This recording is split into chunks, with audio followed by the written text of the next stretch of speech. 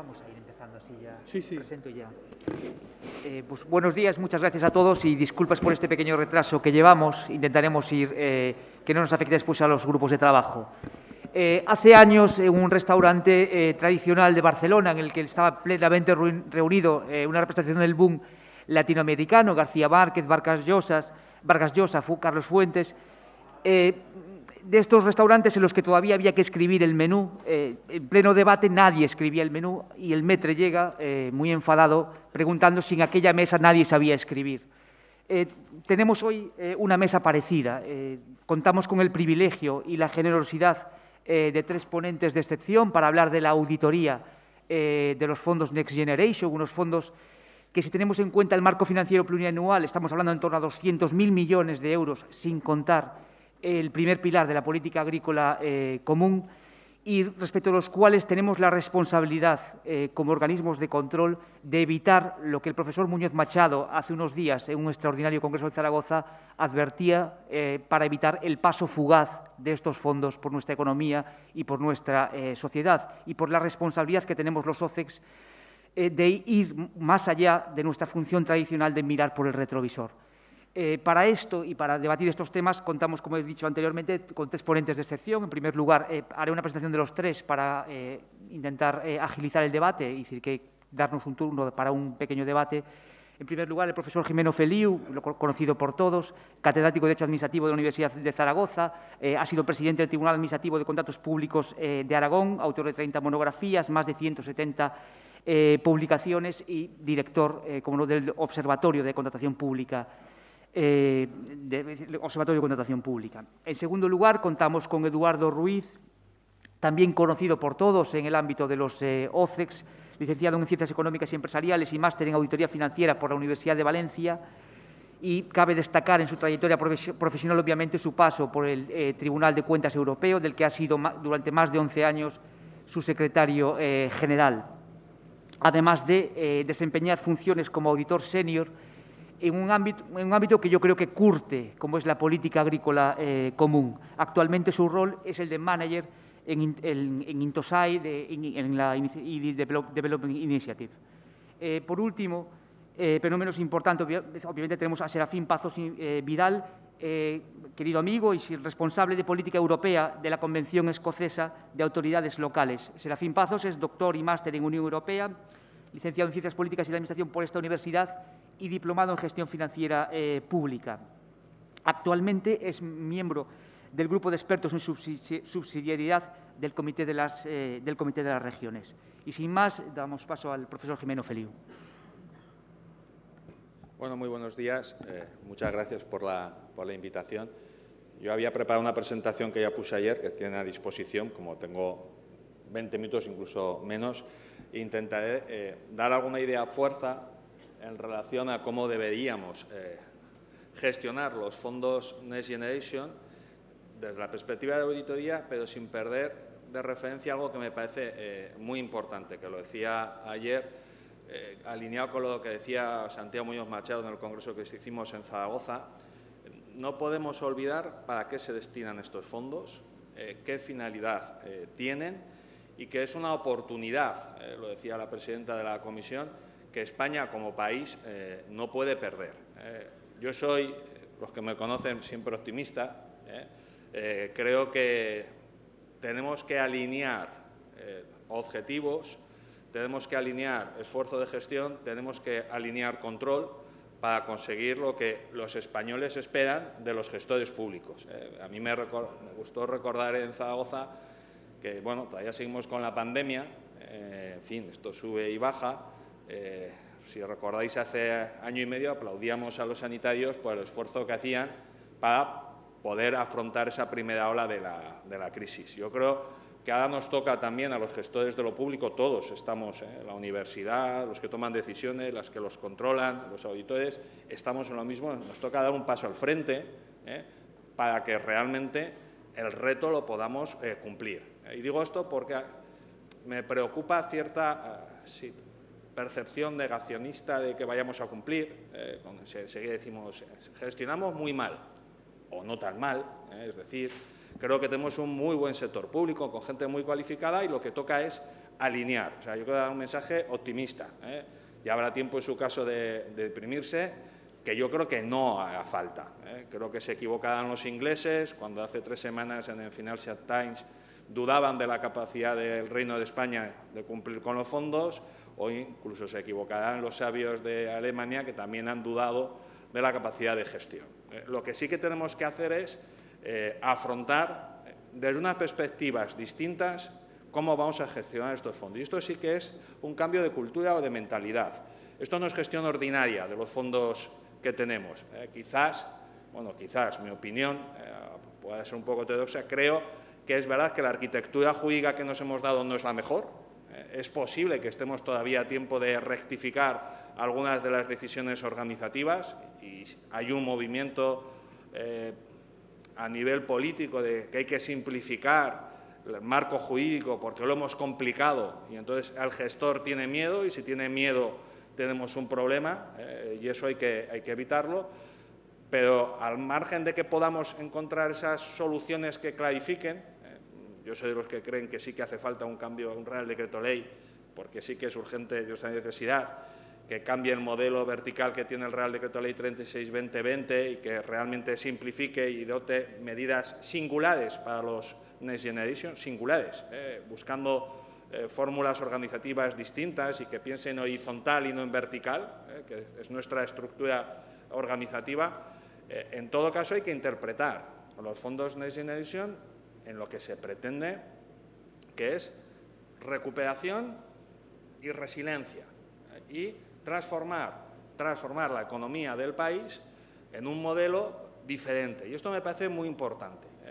No es un plan E, los Next Generation, no se trata de repartir entre todas las estructuras administrativas, sino que además los fondos, como recordaba la presidenta de la Comisión Nacional del Mercado de la Competencia, Cani Fernández, en Zaragoza, están destinados que lleguen al sector empresarial. Tienen que llegar para movilizar la actividad económica, transformar nuestro modelo económico y conseguir algo distinto. No solo salir de la crisis, sino ir más allá.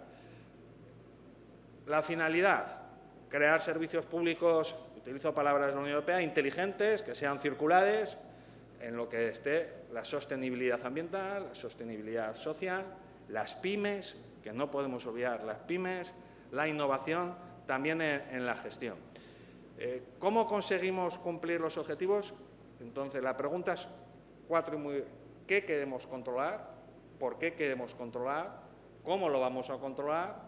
¿Cuándo lo vamos a controlar? Que creo que son elementos previos antes de afrontar la decisión de cómo lo vamos a hacer. Vamos a controlar estos fondos europeos, pero estos fondos europeos tienen una finalidad específica. No es gestión ordinaria. Y recomiendo a todo el mundo, que todo el mundo lo habrá hecho, leer el reglamento de febrero de 2021, donde marca determinados objetivos y donde nos recuerda además que se separa ya de la política de los fondos estructurales. Esto es muy importante porque veo que estamos todavía intentando buscar soluciones convencionales de las que tenemos y no se trata de hacer lo mismo, sino de hacer cosas distintas. Y el control de los fondos Next Generation van en el cumplimiento de estas nuevas palabras, hitos y objetivos. No se trata tanto de verificar el cumplimiento de las facturas que no nos presenten, sino que la Unión Europea nos va a verificar, nos va a dar el verde a la gestión en la medida que hayamos cumplido objetivos, hitos, muchos van relacionados con reformas estructurales que tiene que hacer el país. No tanto con que realmente hayamos en una concesión metido X dinero o no X dinero, no nos van a pedir tanta factura como el cumplimiento de objetivos. La finalidad es distinta y esto tenemos que asimilarlo, nos cuesta mucho. Nuestro control tiene que ser funcional, de resultados, no formal. Y tendremos que cambiar también cómo queremos hacer ese control. Tenemos que cambiar, claro, ¿cómo? Tenemos que cambiar los parámetros interpretativos. Voy a poner un par de ejemplos. En contratación pública, ¿qué vamos a valorar? Yo creo que en estos momentos, donde la rapidez es una exigencia de gestión de los fondos, tenemos que cambiar nuestro pensamiento del control de la toma de decisión, arriesgando, no digo que no, buscando equilibrios entre una decisión rápida de adjudicación potenciando el control en la fase de ejecución, que es donde creo que está el quid del acierto en movilizar bien esos fondos europeos. Si no gestionamos rápidamente la adjudicación de subvenciones, de cooperación horizontal, y pongo la cooperación horizontal porque no está muy reflejada en el Real Decreto Ley 36/2020 y creo que es clave entre administraciones públicas para que puedan también mover esos fondos. Vamos a tener que dar por buenos procedimientos, incluso de adjudicación directa, cuando estén validados, conforme a lo… Claro, deberíamos tener mejor una reforma legal, porque el gestor tiene miedo, pero tenemos el 168.2 de la Ley de Contratos, de la directiva, que permite que por situaciones técnicas o económicas se pueda hacer una adjudicación directa. Prefiero un modelo contractual o un modelo subvencional, si me vais a preguntar, porque en el modelo contractual vamos a armar un contrato con un pliego, con un responsable del contrato, con un seguimiento mejor de los resultados que pueda ser con una ayuda pública o una subvención. Me interesa poner el acento en el control de la ejecución más que en la fase de adjudicación, porque si hacemos lo de siempre, no vamos a llegar a los tiempos. Y los tiempos son los tiempos. Es decir, Europa no podemos decirle, es que nosotros tardamos más en gestionar. Ya, pues usted tiene un problema muy serio y tenía que haber adaptado. Segundo, cuando utilicemos criterios para seleccionar, los criterios, a ver si superamos de una vez eso de la vinculación directa con el objeto del contrato, que no está en la ley ni está en las directivas, y tenemos que pensar que estos fondos van alineados a cumplir ¿con qué? Con el reglamento de los fondos Next Generation. Y recuerdo que todos los criterios ambientales son una exigencia de la movilización de estos fondos, o los criterios sociales como combatir el desempleo juvenil, que por cierto España es el que mayor tasa de desempleo juvenil. ¿Qué quiero decir con esto? Que me parece de obligada inclusión y deberíamos animar también para que nadie en el control piense, si lo pongo me van a decir que es negativo. No, es que debería decirse que en toda movilización de estos recursos, criterios sociales, criterios ambientales, debe haber unos umbrales mínimos obligatorios, como por cierto, quiero recordar que habrá que vigilar que estos fondos vayan destinados a lo que van destinados, que es la recuperación del país. Y, si se quiere un poco más amplio, la recuperación de la Unión Europea. Concreto, hay una comunicación del 2019 de la Unión Europea que nos insiste que no se puede hacer contratación con empresas de países extranjeros donde no hay reciprocidad. Por ejemplo, China o mercado asiático. Sorprende a la Comisión Europea, yo nunca lo he visto en un informe de control de la auditoría, que estemos adjudicando contratos públicos, que hacemos políticas públicas. Con la contratación pública hacemos políticas públicas a países que no aportan valor al modelo de políticas públicas ni de España ni de la Unión Europea. Y ahí sí que tendríamos que hacer un control distinto. Luego, el control tiene que ser funcional. ¿Cuándo? En la fase de ejecución. En la fase de ejecución. Tengo una propuesta un poco más rompedora. ¿Y quiénes? Lo digo, ¿cuándo y quiénes? Creo que tocaría a los órganos de control externo, al Tribunal de Cuentas y los OCEs. Lo tengo escrito hace tiempo, no es porque venga aquí y dice, qué bonito. Viendo la organización que tenemos en España de fuera, yo veo la organización. No podemos hacer más con los mismos. Ni podemos cambiar la cultura organizativa interna de nuestras administraciones territoriales por una norma en el BOE. Es decir, en este momento, si yo de fuera, tú es decir, ¿a quién le encargo una auditoría de proyectos en tiempo real, funcional, que me permita alinear el gestor, las empresas, con el control para cumplir los resultados? Yo, viendo la organización y viendo los problemas organizativos que tenemos, que es causa también, lo dejo aquí como reflexión, de los problemas también económicos, fíjense la de administraciones, poderes adjudicadores que tenemos.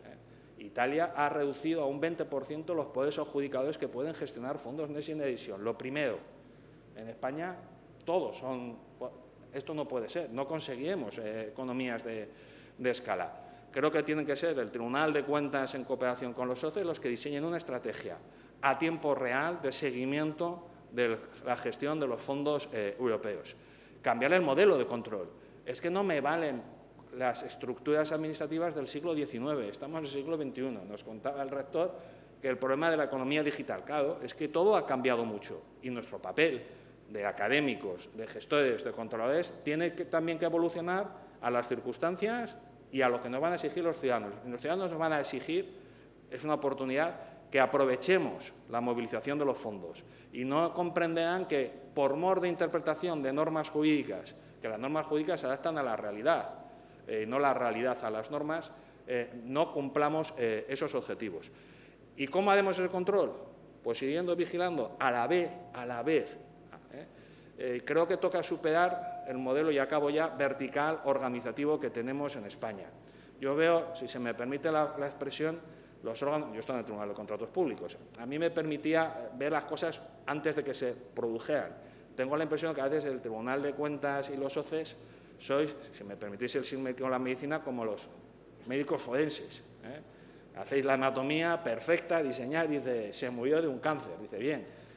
Si lo hubiésemos detectado antes no se habría muerto, dice, también.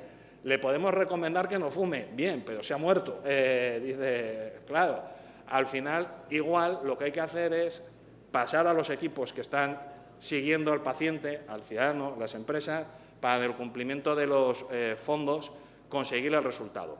Porque si no perderemos una oportunidad histórica. Revisar nuestra cultura administrativa es el gran objetivo, el gran reto, el gran desafío.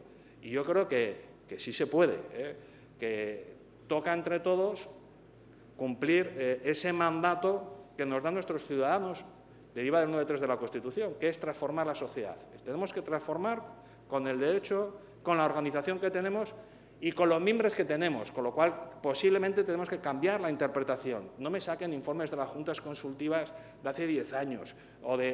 Está todo, eso ya es historia del derecho. Utilicemos nuevos criterios para que, si aquí hubiera gestores, y acabo con 2 frases por darles ánimos, a los gestores, yo les decía en Zaragoza, me tocó hablar de esto, yo les diría que, como, si me permiten, pues un poco amable, como decía Buzz Lightyear en la película de Toy Story, hasta el infinito y más allá. Es decir, toca arriesgar.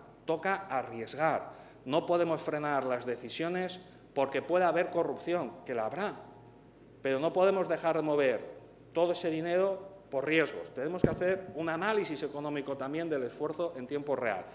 Y a los gestores que vas a tocar la auditoría, se haga como se haga, os animaría a sumaros al esfuerzo y, como dicen en Star Wars, que la fuerza os acompañe. Muchas gracias.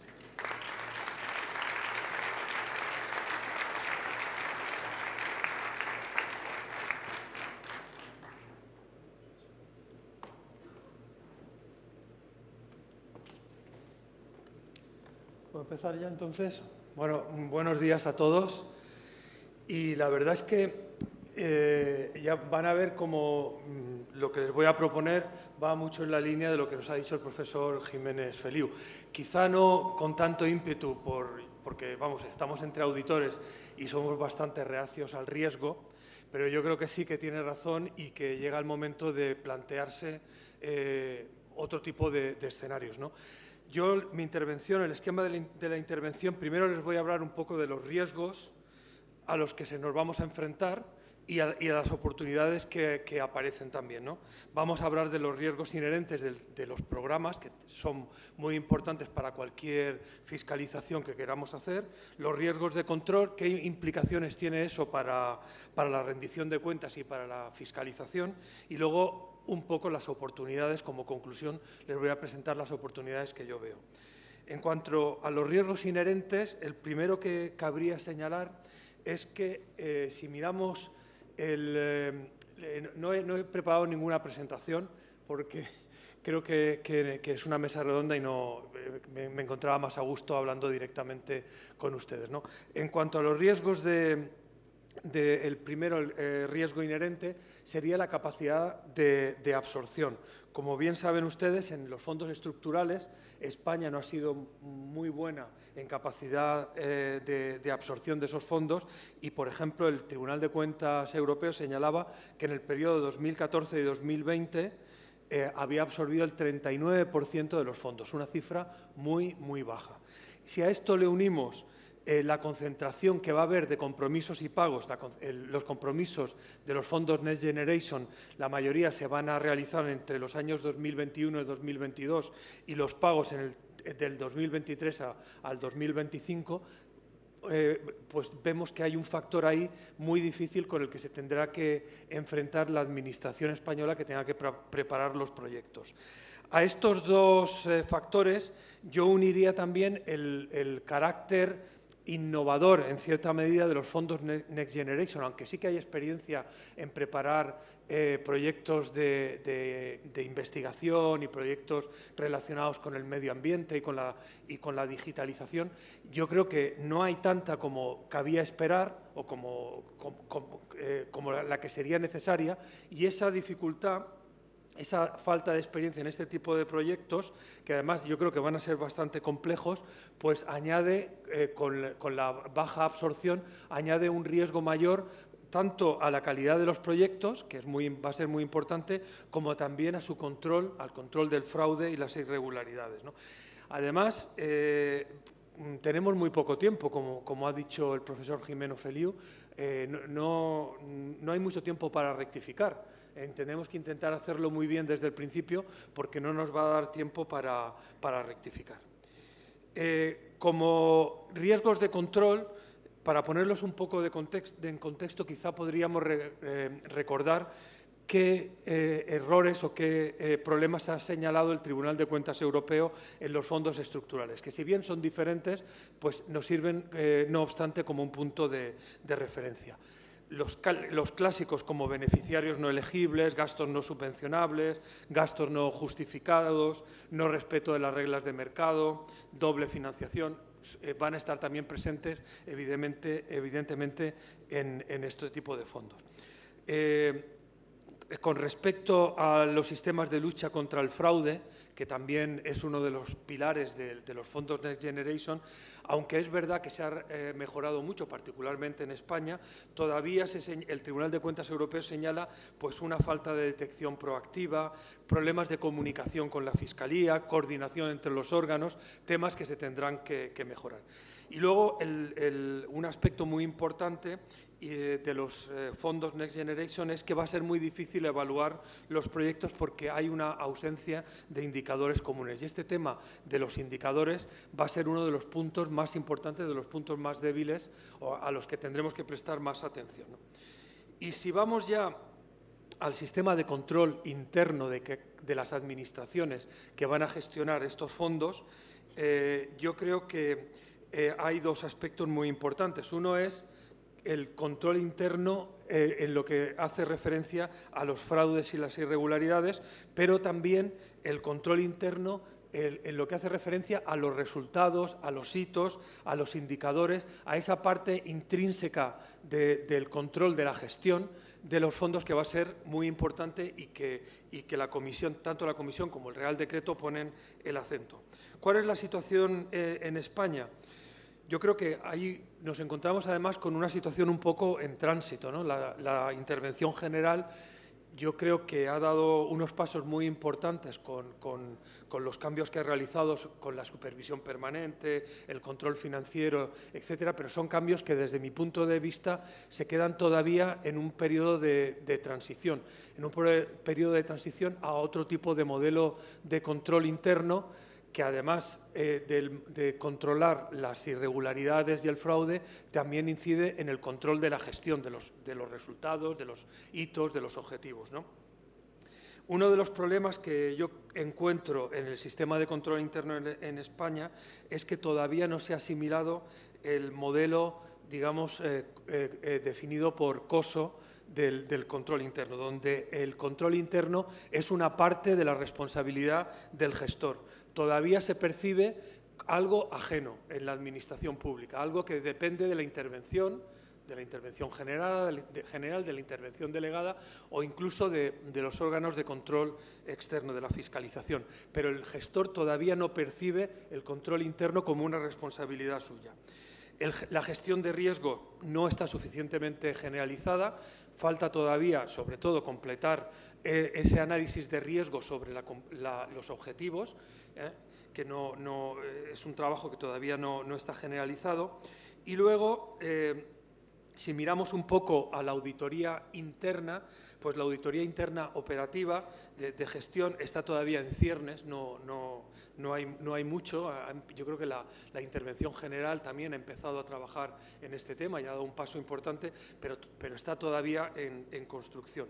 Y bueno, ya si hablamos de la auditoría interna en lo relativo a la ética y a la integridad, pues es todavía mucho más lejana, ¿no? Algo todavía que no se ha puesto en funcionamiento.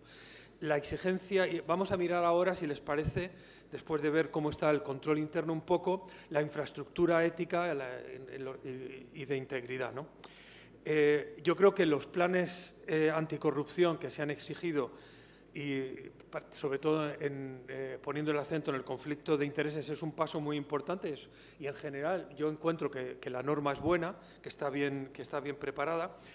El problema que veo es que ha habido muy poco tiempo, va a haber muy poco tiempo para ponerlos en funcionamiento. Y este tipo de planes requiere interiorizarlos, requiere que la administración, que el organismo que los lleva a cabo, lo haga de una manera participativa, lo haga de una manera que realmente absorba a todos los niveles de gestión de la organización. Y eso requiere tiempo y experiencia. Y desgraciadamente tiempo ha habido muy poco. Si tomamos como referencia el sistema de integridad definido por la OCDE, que habla de un sistema de integridad coherente y completo, de una cultura de integridad pública y de rendición de cuentas eficaz, podemos comparar un poco ese sistema definido por la OCDE con la situación que yo veo actualmente, ¿no? Entonces vemos, por ejemplo, que sí que se han puesto en marcha muchos elementos del sistema de control, de integridad y de ética, pero hay algunos elementos, sobre todo de la cultura y de la rendición de cuentas, que faltan. Por ejemplo, el compromiso de los directivos. Y no es una cuestión de que ellos no estén comprometidos, tiene que haber una percepción de ese compromiso y eso requerirá un cierto esfuerzo y un cierto tiempo. Luego, por ejemplo, en la cultura de integridad pública, que OCDE incide mucho, pues vemos que hay temas que están todavía, que faltan en esos planes de anticorrupción, ¿no? Como por ejemplo la participación ciudadana, el liderazgo de la organización, el papel de los funcionarios y de la función pública, que requiere no solo el compromiso de integridad de los funcionarios, sino también mecanismos de defensa de los funcionarios que puedan hacer denuncias, la formación de los propios ciudadanos, la apertura y en la rendición de cuentas. Sobre todo yo veo problemas en el control de riesgos, en las sanciones, que todavía son muy lentas y que habría que acelerar, y luego en la supervisión. Y ahí yo hago una referencia siempre a uno de los organismos que es un poco el modelo en Europa, que es la Autorité pour la Transparence de la Vie Publique francesa, que tiene una capacidad de actuación, de control y de supervisión que tienen muy pocas otras instituciones similares en la Unión Europea y que yo creo que en España todavía no existe un organismo similar. Hay también en la rendición de cuentas una parte muy importante que corresponde a las organizaciones no gubernamentales, a la prensa y a los ciudadanos, que en España también es un punto negro, ¿no? ¿Cómo repercute todo esto en nosotros, en los órganos de control externo, ¿no? Yo creo que, por una parte, es evidentemente la auditoría operativa, la auditoría de gestión. Eso es evidente, que además es un asunto que yo creo que se ha avanzado mucho, tanto en los temas seleccionados como en la metodología. Hay muy buenos informes que han sido realizados por los organismos de control externo y por el Tribunal de Cuentas, pero yo creo que hay que continuar poniendo esfuerzo en eso, sobre todo, desde mi punto de vista, en la formación de los auditores, en la utilización de las metodologías que ya están disponibles, porque hay suficientes manuales, hay suficientes guías metodológicas y herramientas disponibles. Por ejemplo, una de las cosas que habría que incidir es en la utilización de las herramientas que ofrece la evaluación de políticas públicas, pero yo creo que hay que continuar en ese tema, ¿no? Y habría que incorporar también sistemáticamente el seguimiento de las observaciones y de las recomendaciones. Ese es un tema importante. habría que abrir un poco y empezar también con las auditorías de ética e integridad, que yo creo que no se ha hecho mucho, por lo menos de lo que yo conozco. Y sobre todo, aparte de la parte de fiscalización, si vemos un poco en las autoridades de control de los parlamentos, yo creo que, para empezar, en general tienen un interés, digamos, limitado en la fiscalización, y cuando lo tienen normalmente se concentra en la legalidad y la regularidad y muy poco en los resultados de gestión. Y yo creo que eso es un tema muy importante y pendiente. Bueno, en conclusión, tres grandes puntos, ¿no? Para las autoridades que van a tener que gestionar los proyectos, yo creo que uno de los problemas va a ser identificar, preparar y proponer proyectos de calidad. Yo creo que ya el tiempo corre y queda muy poco, ¿no? Y yo creo que eso es un esfuerzo que tendrían que hacer el Gobierno en las comunidades autónomas, pero que lo tendrían que hacer ya mismo, ¿no?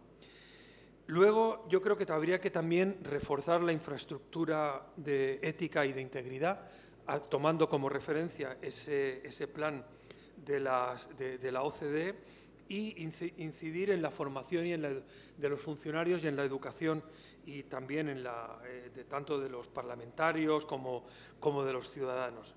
Y insisto, creo que habría que tomar como referencia el sistema de integridad de la OCDE. Luego, yo creo que hay un tema muy importante que yo además hago la comparación un poco de cómo funciona el sistema de control interno en España y lo que yo he conocido en la Unión Europea y lo que es el sistema COSO. En la Unión Europea, no solo en las instituciones europeas, sino también en otros países, como por ejemplo en Francia. Yo creo que hay que ir dando el paso hacia un sistema integrado de control interno, donde el gestor sea responsable de ese control. Y los pilares para construir ese sistema integrado pasarían, si tomo la referencia de la Unión Europea, por ejemplo, que los ordenadores de gastos, o sea, los que pueden autorizar la contratación o los pagos, sean solo funcionarios, sean solo agentes del Estado sujetos al reglamento y al estatuto de los funcionarios. Así es como funciona en la Unión Europea. Ningún político en Europa, en la Unión Europea, puede firmar un contrato o ordenar un pago. Siempre, únicamente lo puede realizar un funcionario o un contratado, vamos, pero alguien sujeto a la disciplina de los funcionarios. Unas normas de control interno comunes a todas las administraciones, basado en el análisis de riesgo, basado también en un sistema de control eficiente, con control ex ante y ex post, pero para obtener garantías razonables, no una garantía total sobre la legalidad y regularidad de todos los pagos y de todos los contratos, porque eso no sería eficiente y sería absurdo. Basado en declaraciones de responsabilidad y en informes de gestión con indicadores de resultados, y basado también en una auditoría interna y en un comité de auditoría. Yo creo que eso es un paso que habría que dar y que yo creo que estamos un poco en un periodo de transición, y los fondos Next Generation abren una oportunidad para avanzar en ese sentido. Y para los órganos de control externo, yo creo que tenemos que tener en cuenta que la auditoría financiera y la auditoría de cumplimiento está sufriendo un cambio aceleradísimo, ¿no?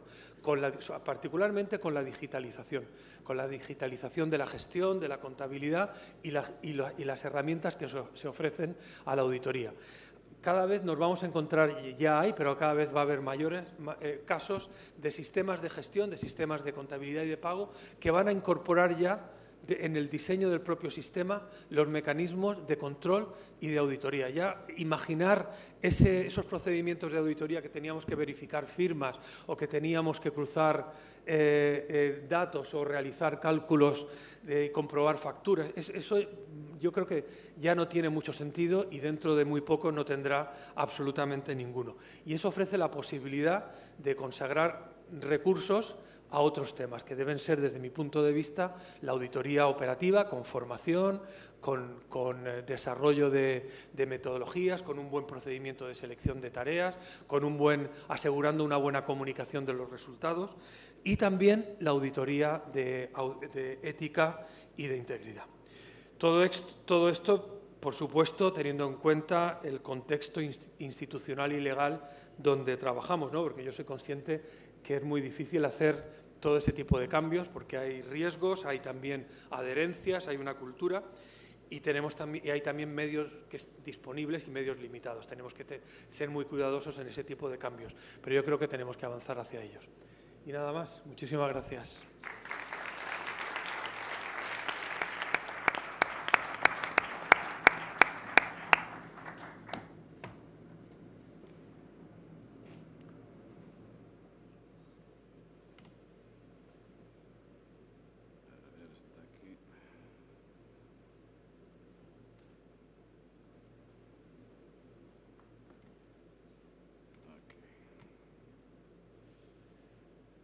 No sé si se ve, espero que se vea, los compañeros técnicos lo pueden dictaminar. Bueno, soy Serafín Pazos. Bueno, primeiro de todo, expresar a miña satisfacción por estar na miña terra, no meu país, neste salón. Fui moitas veces alumno e 20 anos despois aquí estou dando esta intervención. En particular agradecer ao Consello de Contas e ao seu conselleiro Simón Rego, orgullo da nosa promoción, por esta oportunidad. Ahora ya está, muy bien. Bueno, voy a intentar ir un poco al detalle de lo que ya hemos hablado en este momento. Voy a hablar un poco del Fondo Next Generation, si se vuelve a ver allí otra vez, porque hay bastantes gráficos y para que no se pierdan ustedes un poco, para que esté un poco ameno. Voy a quitar esto. Siempre me dicen que yo vocalizo igual de bien o igual de mal que el difunto presidente Fraga, así que mejor me quito la mascarilla. Les haré un poco una intervención de por qué estamos hablando de Next Generation, porque es importante ustedes, los organismos de control externo, sepan por qué, para entender después qué es lo que hay que evaluar. Hablaré un poco de la gobernanza territorial en el caso español y finalmente haré unas consideraciones complementando ya las brillantes intervenciones en el tema de la auditoría concretamente. Bueno, simplemente no voy a dar el currículum, no tiene interés, simplemente decir por qué yo estoy aquí. Bueno, aparte de esta vinculación con esta ciudad, con esta institución, porque durante muchos años he sido el representante de los municipios de toda Europa en las negociaciones de fondos europeos, de fondos estructurales.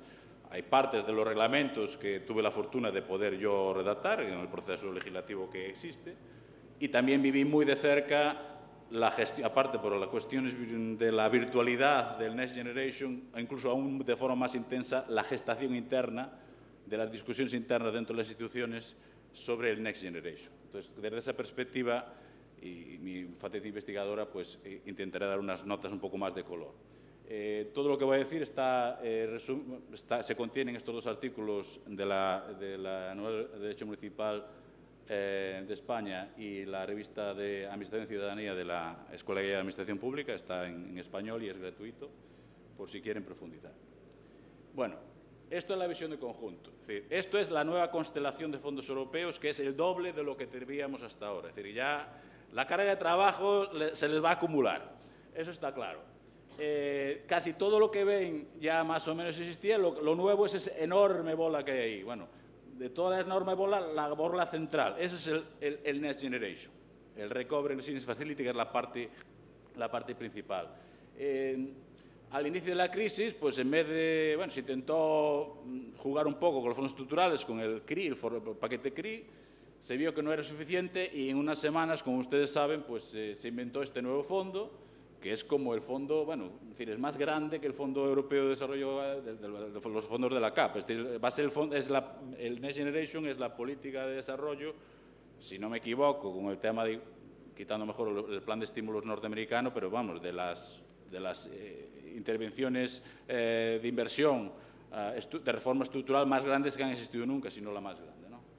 Pero claro, esto supone todo un desafío, porque es toda una nueva constelación de muy complicadas relaciones, como veremos, entre los diferentes fondos, las diferentes intervenciones, y que todos al final pasarán por ustedes. Entonces, hablaremos del comienzo. Y el comienzo es que, a pesar de lo que en España se habla posiblemente demasiado del Next Generation, en mi opinión, el Next Generation no tiene nada que ver con el COVID. O mejor dicho, el COVID es una excusa. El Next Generation ya existía. Antes, efectivamente, había los fondos estructurales, no entraré ahí, simplemente decir que vamos a ver, y es importante para ustedes, se va a haber una mayor separación de los fondos estructurales que lo que existía hasta ahora. Eso va a suponer problemas de ejecución y de riesgo, problemas de coordinación y de enfoques integrados, una cosa que nosotros lamentamos tremendamente porque se había avanzado mucho en el periodo actual y por cuestiones de políticas internas, digamos, de diferentes organizaciones, departamentos de la Comisión y sus constelaciones alrededor, pues va a haber una ejecución mucho más separada de los fondos estructurales tradicionales. Eso como pequeña nota. El resto realmente no cambia los fondos estructurales. Entonces, eso ahí no tienen que preocuparse, no hay grandes cambios reglamentarios a diferencia del periodo anterior. El problema que tenemos es, como ustedes ya, estos son datos oficiales de la Comisión, es la poca ejecución. Obviamente, como ustedes bien saben, esto tiene trampa, porque los datos de la Comisión llevan cierto retraso a los datos de certificación que tienen las administraciones públicas en España. En todo caso, las normas son iguales para todos y países como Francia, países como Italia, que tienen una estructura jurídico-política similar, van mucho mejor. Entonces, aquí también hay que hacer una reflexión que creo que es importante en el caso del Next Generation. Pues como decía, el Next Generation no es tan nuevo. El Next Generation ya existe desde hace unos cuantos años, simplemente que antes se llamaba Programa de Reformas Estructurales. La razón por la que se creó este pequeño programa fue porque se veía, como voy a comentar un momento, que los fondos estructurales, a pesar de su nombre, no contribuían a las llamadas reformas estructurales. Esta reforma estructural de calado del llamado semestre europeo, las grandes condiciones macroeconómicas que existen en los tratados fiscales, todo el llamado proceso de semestre europeo, que son unos planes que todos los países se comprometen a reformar, las pensiones, el sistema de servicio público, los servicios sociales, y no se digo reformar, recortar, sino reformar de hacerlos eficientes, pero bueno, que se aprueban cada año y que cada año se ignoran. Entonces, para evitar esto o para ayudar a esto, se crearon este pequeño programa de reformas estructurales en los últimos 5 años, de 142 millones, pero que si no hubiera habido la COVID, de repente pasaría a tener 20.000 millones de euros, que por cierto se quitaban de los fondos de cohesión. Es decir, ¿qué pasa? Llegó la COVID y la gente, sobre todo el secretariado general de la Comisión, dijo: esta es la nuestra, vamos a meter un montón de dinero a hacer esas reformas que los Estados miembros no quieren hacer. Dicen que quieren hacer, pero no las van a hacer. Y de ahí sale el Next Generation, particularmente el Recovery and Resilience Facility, el MRR. ¿Por qué? Pues como decía, lentitud de la ejecución de fondos estructurales, mejor valoración de la Comisión Europea, pero también de los gobiernos, de los programas de gestión directa como Horizonte 2020, Connecting Europe Facility, como de transporte, porque eso sí que se ejecutan, ahí no hay dinero que se pierda. Los Estados miembros realmente lo que quieren es fondos centralizados. Las posiciones de los gobiernos lo dicen claramente en las periodos de negociaciones. Ellos lo que quieren es como el llamado Fondo de Cohesión, aquel que consiguió Felipe González como condición de que España apoyara el Tratado de Maastricht, que era un programa, como ustedes seguramente se recordarán, que algunos tienen mi edad o más, que era un programa nacional de grandes infraestructuras. Entonces, lo que quieren los gobiernos, sobre todo los países del este, no es fondos pequeños, fondos regionales y tal, quieren grandes fondos. Es decir, que había una querencia por esto, y eso determina también la estructura del Next Generation. La deficiente implementación de las reformas del semestre europeo, porque realmente, excepto en aquellos países que tenían gran dependencia de fondos estructurales, que sí que se usaban las llamadas condiciones macroeconómicas, de aquella manera, pero bueno, los fondos estructurales tenían que cumplir esas ciertas, tenían que alinearse con el semestre europeo, realmente ni siquiera en ese caso, porque de hecho el semestre europeo en sí, solo desde el año 2019, tiene una consideración de la relación entre inversión, fondos estructurales, fondos de inversión pública y recomendaciones, que se ha llamado anexo D, que algunos conocerán. Y como digo, el marco de rendimiento pues tampoco era muy adecuado, porque como ustedes saben, se gestionó. Me van a perdonar la paleta de usar a veces palabras en inglés, porque si no me confundo, no es por otra cosa. Entonces eso, que a veces excesivo foco en inputs, en outputs, pero no en outcomes, en resultados. Entonces, como digo, el COVID es la ventana de oportunidad para crear un nuevo fondo como crítica a los fondos que ya existen, digamos. Pero como también igual algunos sabrán, esto tampoco es nuevo. Lo del pago por hitos tampoco es nuevo. Aparte de que se lleva haciendo por el Banco Mundial desde hace mucho tiempo los países en desarrollo, porque no tienen estructuras, tiene que ser un pago por hitos, porque es la única forma de poder gestionar dinero y con una cierta responsabilidad. En Europa, en la Unión Europea se intentaron los Joint Action Plans, que era también un pago por hitos. con Simplified Cost Options, y básicamente tú vas recibiendo el dinero tan pronto hayas demostrado que has hecho una parte del proyecto. ¿Qué pasa? Si a ustedes no les suena el Joint Action Plan, que está en el reglamento actual de fondos estructurales, es porque nadie lo ha querido usar. En parte por miedo a gente como ustedes, y no solo. Entonces, al final, se hicieron un par de pilotos en la República Checa y algún sitio, pero no se llegó a hacer. Es decir, que esto ya está inventado, digamos. Es decir, ojo con esto, ¿no? Bueno, esta es si quieren interés, es un documento público, son la metodología de los Joint Action Plans. Vamos al caso de España, a la segunda parte de la intervención. Bueno, pues a mí, yo que vengo del mundo de fondos estructurales y como investigador también sobre estos temas, pues claro, que se hable tanto del Next Generation, cuando en realidad, como ustedes podrán ver, pues sí, el Next Generation es mucho dinero, pero es que sumen ustedes el FEDER, el Fondo Social Europeo, FEADER, Interreg y el Fondo de Transición Justa, este nuevo fondo que se ha inventado, que es como un fondo miner a la moderna, para hablar simplemente, pues es mucho dinero. Con la gran diferencia de que los fondos estructurales son fondos que sí que van a llegar, porque eso viene de la hacienda pública, ese dinero existe, y el Next Generation es un recurso a deuda y, bueno, se irá liberando en función de si es necesario. Es decir, es un dinero que realmente no existe a priori, se va generando en función de las necesidades. Entonces, digamos que eso es importante. Poner la visión de conjunto, porque ustedes van a tener que fiscalizar las dos cosas, lo cual va a ser un gran desafío. Mecanismo, no voy a dar más detalles, simplemente que las grandes diferencias. Es un fondo nuevo, no tiene dinero, a gastar en 6 años en vez de 6, sin confinanciación, que es la gran ventaja respecto a los fondos estructurales, y uno de los grandes problemas de estas grandes inercias de cómo se gestionan los fondos europeos, que vienen de derecho francés de los años 70 y que llegamos con estas remoras hasta hoy, ¿no? Entonces, hay cosas que no tienen mucho sentido. Pago por hitos, una prefinanciación que no es 10, son 13,5%, precisamente por influencia del Tribunal de Cuentas Europeo y del Parlamento Europeo, y no financia gasto corriente, a diferencia de todo ese enorme debate que hubo en España el año pasado, de que esto para financiar pensiones y tal, no, estos son reformas estructurales. Nadie ha acordado una transferencia, la Union Transfer, una transferencia de recursos como se especulaban unos corrientes. En teoría, como veremos, una gestión no territorializada, pero, en fin, esto es en teoría. Formalmente sí, en la práctica, como sabemos, no. Cuellos de botella, bueno, se ha hablado un poco del reglamento 36-2020, que sí, que lo que hace es agilizar contratación pública. Aquí hay un debate también si esto se aplica también a los fondos estructurales, porque si ustedes ven el artículo 9, creo que se menciona así como todos los fondos estructurales, pero si ustedes después ven muchos del articulado al que ese artículo se refiere y solo habla del plan de recuperación, del mecanismo de recuperación y resiliencia. Es decir, que aquí hay, muchos analistas que se han corrido a hacer estudios sobre este Real Decreto, igual se precipitaron. Igual esto se puede contestar legalmente, es decir, que ojo con esto. En todo caso, una asignación por ministerios, es decir, como el Fondo de Cohesión del que hablaba antes, Hacienda, que hay una nueva dirección general al lado de la que ya existía para fondos comunitarios y, bueno, la Conferencia de Presidentes y otros foros. Y después, pues, se harán convenios y mecanismos de colaboración, unas palabras un poco sui generis, a veces conceptos jurídicos indeterminados en algunos casos, para la gestión a nivel de comunidades autónomas y entidades locales. Esto es una comparación, es decir, simplemente me voy a referir que en España, en política de cohesión, hay en este momento 38 programas operativos autonómicos y 9 pluriregionales, es decir, gestionados por el Gobierno. En el caso del mecanismo de recuperación y resiliencia son 110. Es decir, ya tenemos aquí muchísimas más cosas de las que fijarse y que auditar. Después, digamos que la territorialización de los fondos estructurales es bastante estándar, porque también existen 30, 40 años de experiencia.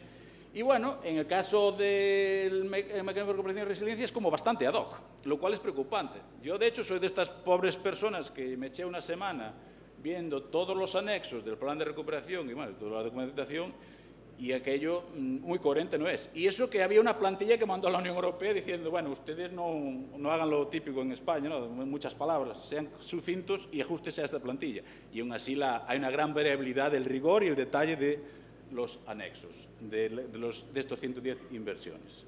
Entonces, digamos que esto es preocupante. Y yo lo digo desde la perspectiva de ustedes que como tienen que hacer, digamos, el ejercicio del sano escepticismo. Y yo creo que es útil en este caso.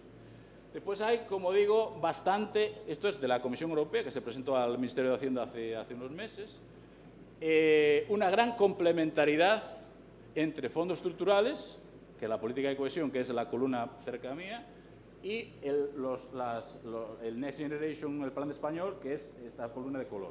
Bueno, pues esto lo hizo la Comisión Europea. El Ministerio de Hacienda no lo había hecho aún.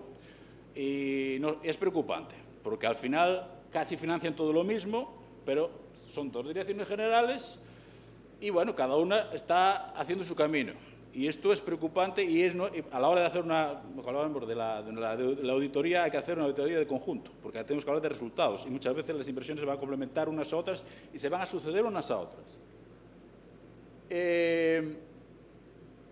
Aquí, bueno, no voy a dar más detalles, simplemente a señalar que vamos ya retrasados porque en el caso de los fondos estructurales había que tener ya preparado el acuerdo de asociación, se lleva año y medio y obviamente no ha podido finalizarse porque el trabajo ha centrado en el Next Generation, los programas operativos lo mismo, y en el caso del plan de recuperación me gustaría señalar que aparte del famoso Plan de Recuperación Nacional de Recuperación y Resiliencia, que es el gran plan, hay que tener en cuenta las guías del MRR que publicó la Comisión Europea ya el año pasado, el reciente aprobado Scoreboard, que son los indicadores del MRR, y lo que casi no estamos hablando, creo yo, que es el Operational Arrangement.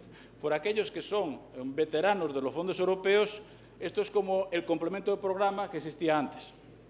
Y esto es lo importante, el Operational Arrangement. Lo otro es, si me van a perdonar, literatura. Aquí es donde se va, esto es la clave, el Operational Arrangement es lo que ustedes la base para lo que ustedes van a auditar, sobre la que ustedes van a auditar. Y voy avanzando.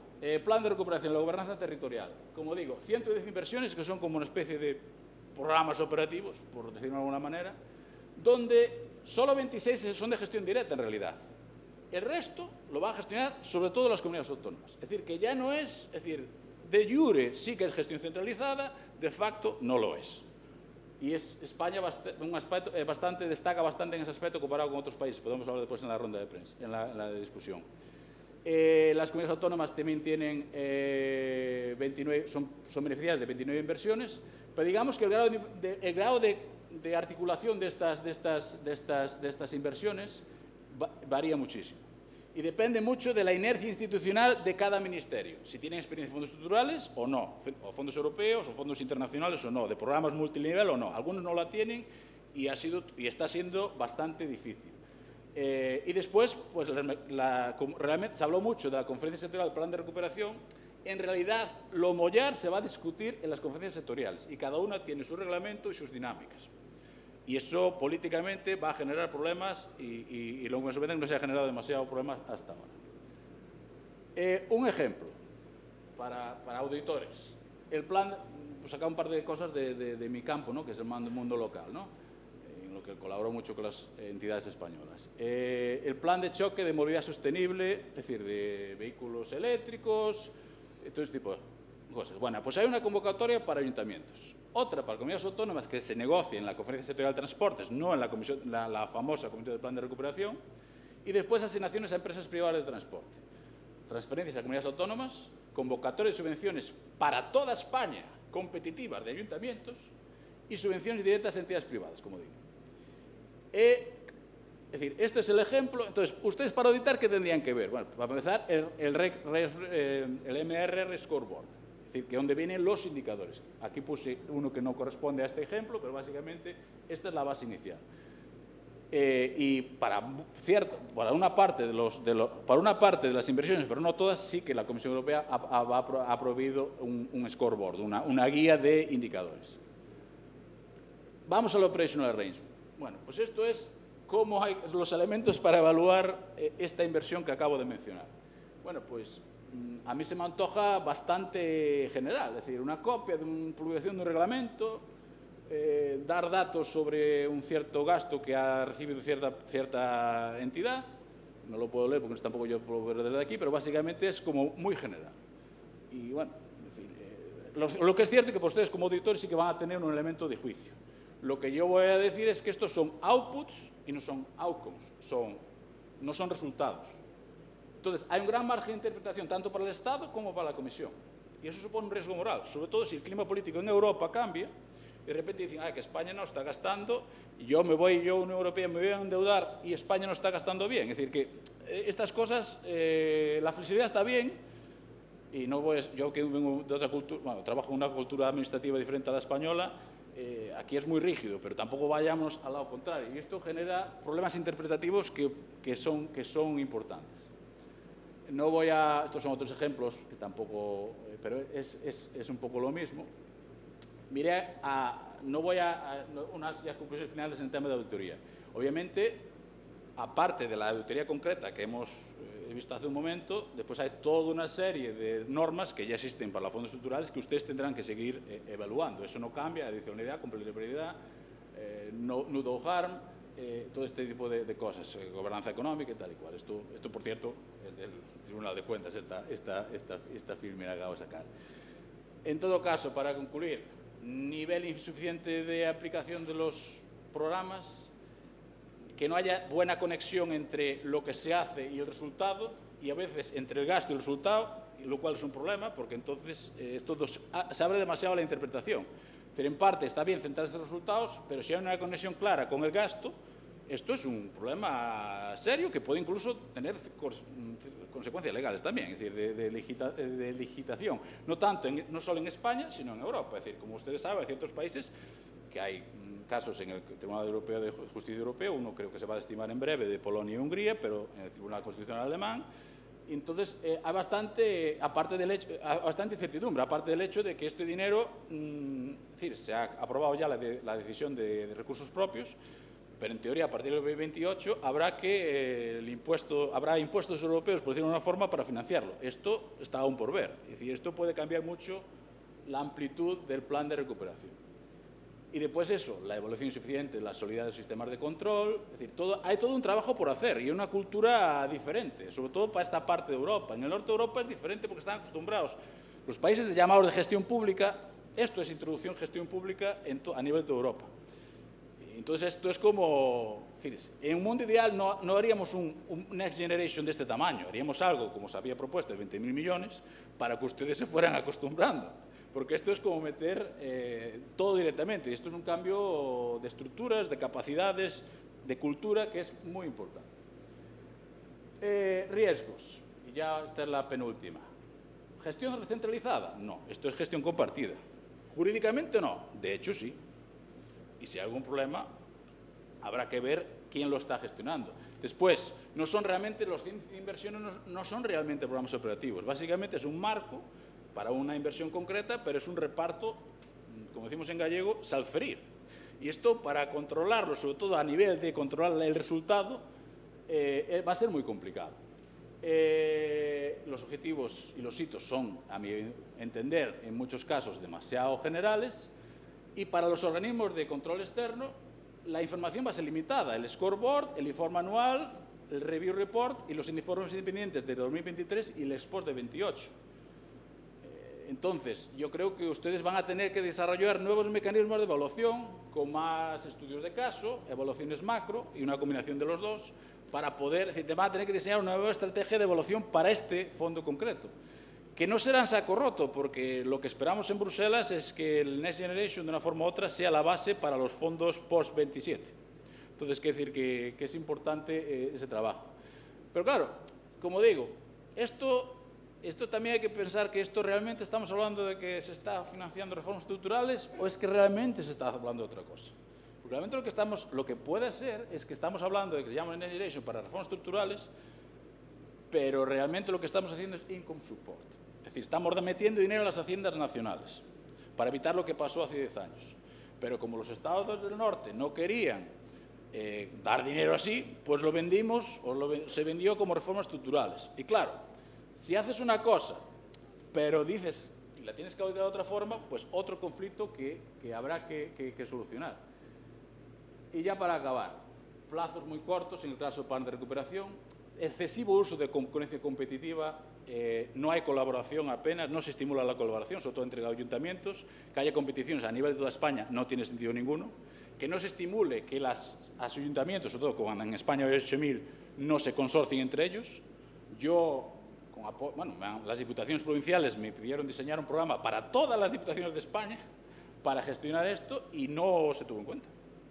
Cuando lo habíamos hecho sin pedirlo ellos, es decir, sin pedirlo el gobierno, lo hicieron ellos, de todos los partidos, por cierto, y se fue a la concurrencia competitiva. Eso, para auditar y para gestionar y para tener resultados medibles, va a ser muy complicado.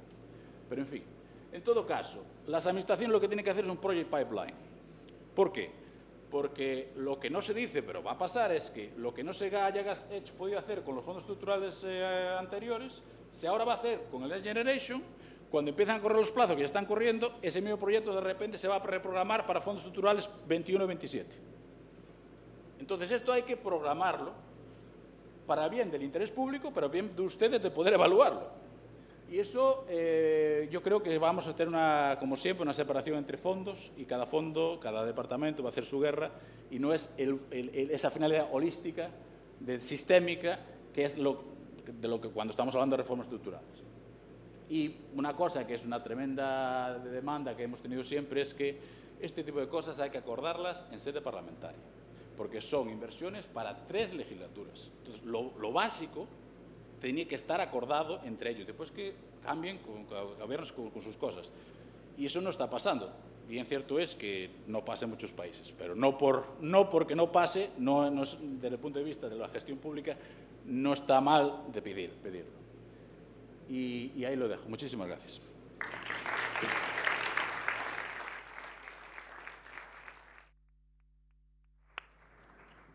Pues, si os parece, abrimos un turno de preguntas.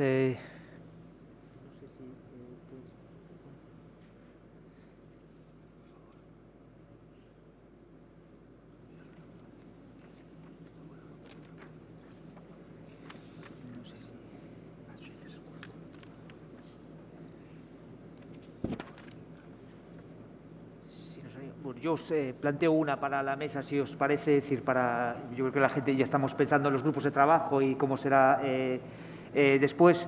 Esto tema de la financiación no vinculada a costes, hemos visto referencias en las 3 presentaciones, es decir, que una de las grandes novedades de este periodo, del marco Next Generation, pero tenemos experiencias y el Tribunal de Cuentas Europeo acaba de publicar muy recientemente un informe sobre cuáles han sido los resultados que hemos tenido en este ámbito.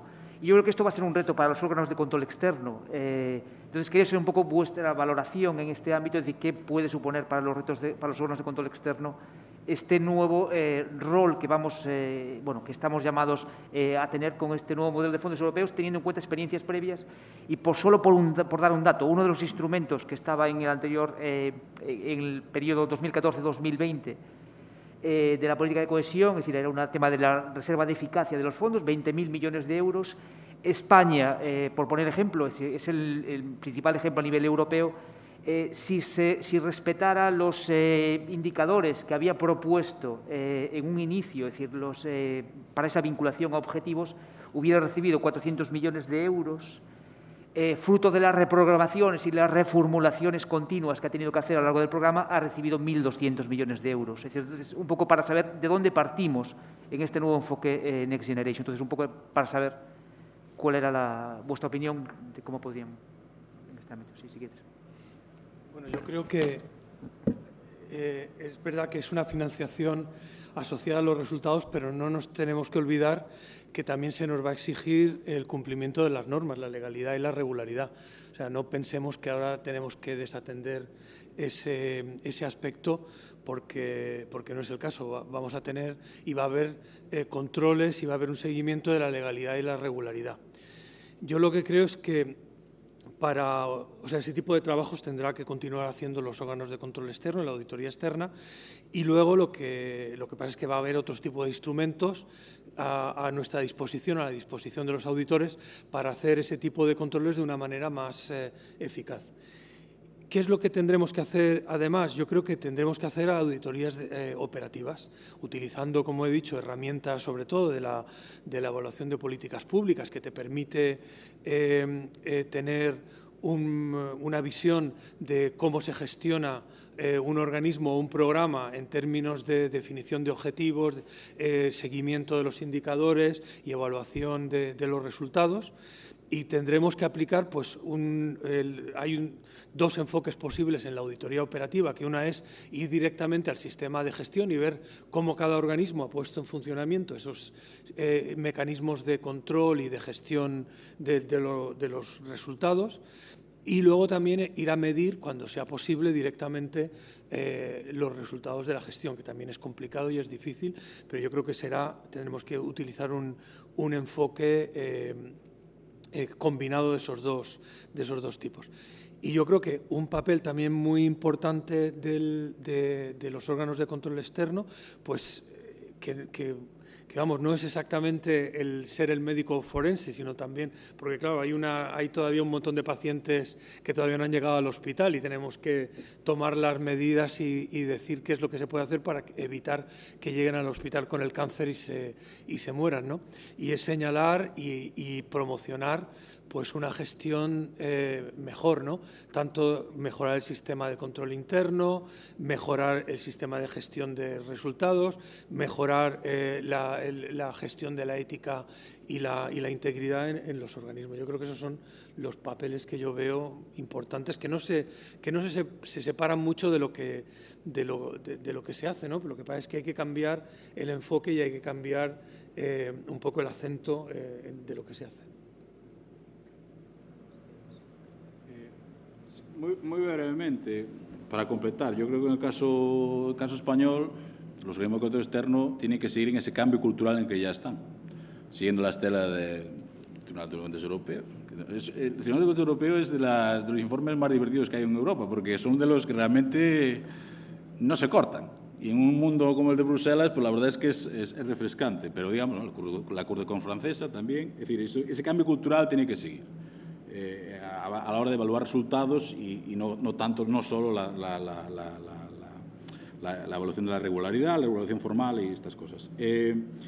Pero también en clave española diría que aquí también es necesario que haya una concertación entre lo que el trabajo que está haciendo de evaluaciones políticas públicas de la EIREF, que se ha creado una nueva unidad hace poco, esta ley que parece que va a salir de la evaluación de políticas públicas, que va a tener un nuevo organismo, y las que existen ya a nivel autonómico. Yo creo que también es un momento para hacer este tipo de evaluaciones, que haya una mayor concertación entre estos organismos, porque, por ejemplo, la EVA tiene unos recursos de evaluación ya que podrían ponerse a mejor disposición para, posiblemente como fuentes de evidencia, para que los organismos de control externo pudieran ejercer mejor su función, es decir, una mejor de concertación entre las diferentes instituciones que van a estar de una forma u otra involucradas en este proceso.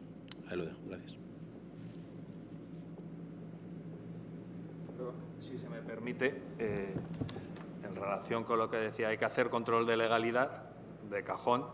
El problema es de qué legalidad y cómo interpretamos la legalidad en España, porque creo que tenemos un problema de seguridad jurídica cuando vemos cómo una misma cuestión tiene distintas interpretaciones, y eso plantea un problema del control para el gestor. Lo podemos ver ya no en tema de recursos contractuales, sino también en yo creo que hay que hacer un esfuerzo también por clarificar cuál es el control de legalidad. Si vamos a controlar la contratación derivada de los Next Generation, cómo entendemos determinados procedimientos, cómo entendemos determinados criterios, cómo entendemos determinadas soluciones, por ejemplo, de modificaciones contractuales, interpretando el 205 de manera distinta. Y ahí la labor de coordinación de la supervisión es clave, porque el gestor también dice, bueno, bien, si no hay una solución normativa clara, yo soy de los que cree que tiene que haber una ley, una norma que clarifique las soluciones en la gestión de los Next Generation para que tanto el gestor como el que controla sepa a qué atenernos, porque a mí me preocupa, decíamos antes, ¿no? Son conceptos jurídicos indeterminados, que no son conceptos jurídicos indeterminados, son polivalentes. El concepto jurídico indeterminado solo tiene una solución justa, que nos olvidamos de esto. Lo que pasa es que en la ley aparecen conceptos que no son ni jurídicos, que son muy indeterminados.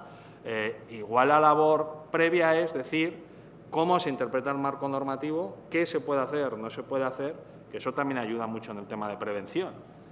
Porque a veces decimos, no, equivóquese usted y le diremos se equivocó. Digo, oiga, haberme dicho que esto lo podía hacer, no hacer, y yo creo que necesitamos, si no logramos simplificar el marco normativo, en España en esto no vamos bien. Decía Santiago Machado que con la COVID hemos hecho muchas normas, muchísimos reales decretos leyes, todos se justifican en la necesidad y tal, más de 650 páginas que a veces se contradicen entre ellos. Y dice, hombre, quizás habría que hacer un esfuerzo de simplificación, no sé si lo vamos a conseguir a nivel normativo, si tenéis capacidad, necesitaríamos una ley de verdad, una ley medida que esta vez sí que toca para los Next Generation, qué se puede hacer, no se puede hacer, donde haya claridad en la solución, porque es más fácil el control, y si no, toca que alguien interprete de forma uniforme los criterios y que no sea a nivel deslocalizado, porque si no tendremos un grave riesgo de fracaso por la inseguridad jurídica, ¿no? En fin, que por supuesto hay que ir más allá, pero tenemos una barrera que hay que saber superar con carácter previo, porque decirles a posteriori que esa interpretación no es la adecuada, pues quizás no es la mejor opción para el gestor. Y hablo también cuando te pregunta el gestor y dice, oiga, ¿puedo hacer esto? ¿No puedo hacer esto? No sé, igual de encuentros como estos podéis sacar unas conclusiones de qué se va a controlar, por qué se va a controlar y cómo se va a controlar y hacia dónde va el control, que desde luego ayudaría mucho a la solución que todos buscamos de resultados de máxima eficiencia dentro de 6 años. Muchísimas gracias. Damos por concluida esta mesa redonda. A continuación tendremos un café aquí fuera. La idea es estar en torno a un cuarto de hora, más o menos, y después ya ir cada uno a sus respectivos grupos de trabajo. Habrá un grupo de trabajo que permanezca aquí, otro estará en la Plaza de Cervantes y otro en el auditorio de Preguntoiro. Lo tenéis en el programa diferenciados. Muchas gracias.